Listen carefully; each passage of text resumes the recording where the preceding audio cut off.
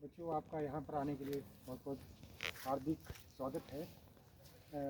जैसा कि आप जानते हैं, आप मुझे बताएंगे आप कहाँ आए हैं? कहाँ आए हैं? Very good. इस जगह का नाम है रोरिक आर्ट गैलरी।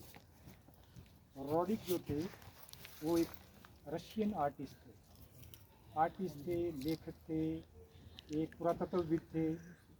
तो ये 1928 में सेंट्रल एशिया एक्सपीडिशन के बाद ये जो थे इस जगह आए थे। इन्होंने यहाँ का जो रोरिक हाउस है इसको मंडी के राजा जोगिंदर सिंह से इसको खरीदा और ये यहाँ पर 1947 तक रहे। 1947 में आज ही के दिन इनकी डेथ हुई थी। आज से 78 ईयर बैक आज हमने इनको श्रद्धासुमन भी अर्पित किए। तो इन्होंने अपने जीवन काल में लगभग 7,000 पेंटिंग बनाई और इनकी पेंटिंग जो है न केवल हमारे म्यूज़ियम में बल्कि न्यूयॉर्क में, रशिया में, चंडीगढ़ म्यूज़ियम में, भारत के भिन्न म्यूज़ियम में। तो इनके द्वारा बहुत सी किताबें भी लिखी गई। इनके दो बेटे थे, एक बड़े का नाम था जॉर्ज रोरिक और छोटे का नाम था स्वेतोस्लाव रोरिक। जो बड़े बेटे थे वो साइंटिस्ट थे और छोटे बेटे जो थे वो आर्टिस्ट थे। छोटे बेटे की वाइफ जो थी उसका नाम था देविका रानी। देविका रानी का नाम तो आपने सुना होगा। वो फर्स्ट दादा साहब फाल्के अवार्डी थे। फाल्के जो वो दादा साहब फाल्के अवार्ड जो मिलता है वो हिंदी सिनेमा के जो सबसे उत्कृष्ट जो कलाकार होते हैं उनके लिए, मतलब हिंदी सिनेमा का सबसे बड़ा ये एक अवार्ड है। तो उनकी वाइफ जो थी वो इंडियन और ये खुद जो है रशियन थी।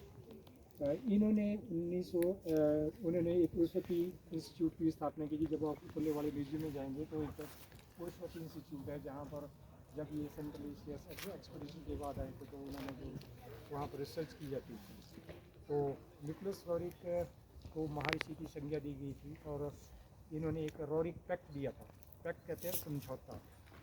रोरिक पैक्ट दिया था 1935 में। इस पैक्ट के ऊपर यूएसए के प्रेसिडेंट द्वारा भी सिग्नेचर किए गए थे जिनका नाम रूजवेल्ट था।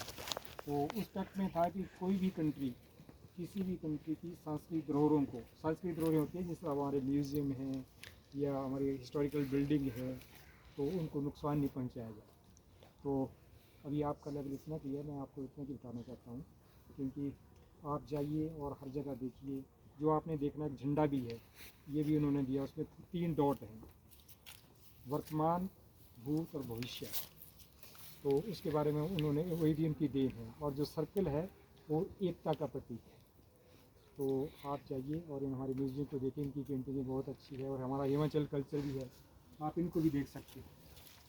ये जो स्टोन कल्चर है, ये पत्थर की जो मूर्तियाँ हैं, ये राजाओं के टाइम की हमने यहाँ से आके कुल्लू से ही इकट्ठी की है। ठीक है, इसका भी अपना महत्व है।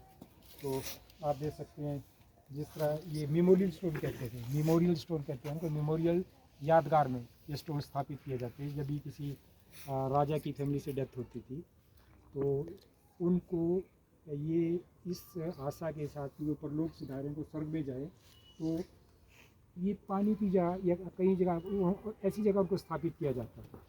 तो ये मैक्सिमम इस चीज़ के स्टोन जो है आपके मंडी में, कुल्लू में और चंबा में पाए जाते हैं। बहुत हिमाचल में उनकी पाए जाते हैं।